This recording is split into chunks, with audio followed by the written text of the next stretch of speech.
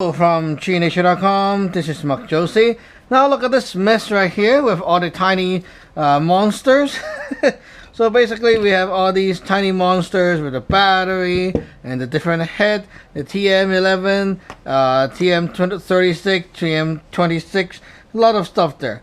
Then don't forget the famous O-ring that is very easy to break apart. Okay, so we get a ton of O-rings here. Put that aside, you'll need that later on, and you'll need a channel lock today. Okay, so what we're going to talk about is some tips for maintenance with these things, okay?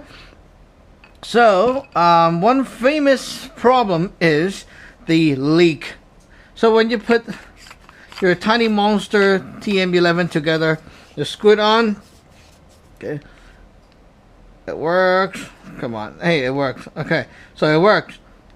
Now, when you put this into a tub of water and shit, and it starts to leak or some water starts to get into the bezel, how do you deal with that? Very easy. Okay, first, shut off the light. Take this two part apart. The first thing is this here, the threading is dirty, and that is where the leak comes from all the time. And besides the dirtiness, okay, right now we're going to take a swab and go like that, or you can take a piece of tissue, whatever, and go around it, and you see all that shit right there.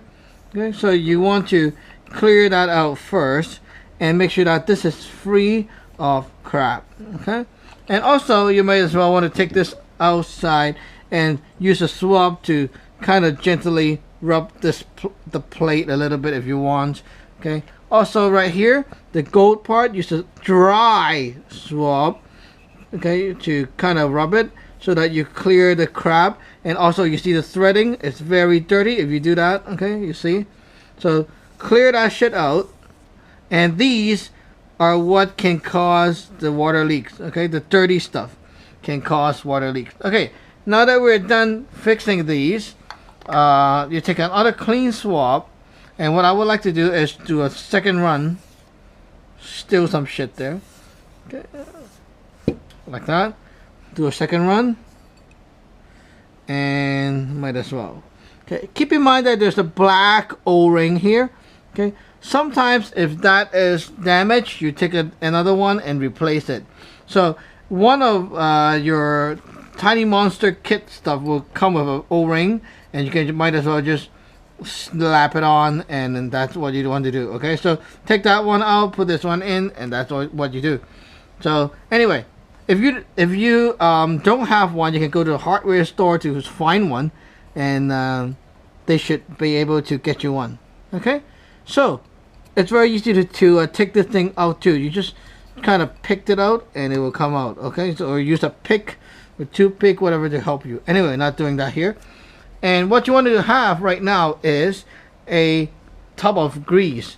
This is the not Benjamin, sorry, the Hill pump for the PCP guns. This kind of grease is the best for sealing O-rings. Okay, they seal the O-ring from water and shit very well, so I'll use that for mine.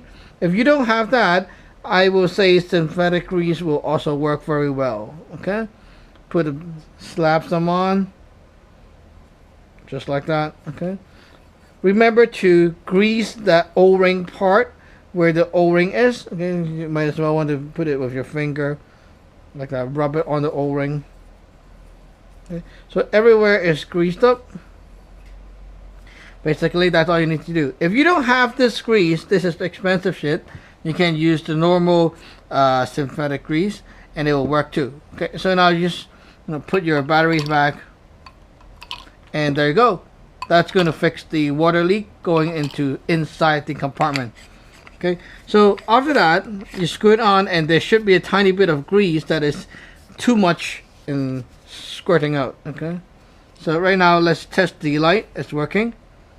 Okay, so for that little extra bit of grease, you just need another swab, okay, to clean it off. Very easy.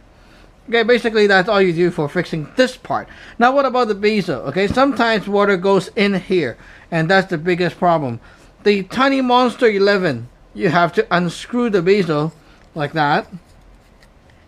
Okay, and usually the problem is just this thing is too loose, but sometimes it's more than that. It's inside here. There's another O-ring inside here. So go like that. There goes the lens. Now in here, inside here, you can take a swab stick and wipe a little bit right here on the reflector to clean it off if you like. Do not touch the bulb. Okay, and now you see right here inside there's a gray or white thing. That's the O-ring. Okay, you want to take some take a swab Q-tip. You see the black stuff? That's what creating the leak there. Okay, you don't have to really grease up this thing, but you see if you have a dirty thread, that's what caused the leak. See, it's very common to have this dirty stuff. And after that, if you like, for this part, okay, let me see if I have another swab Q-tip.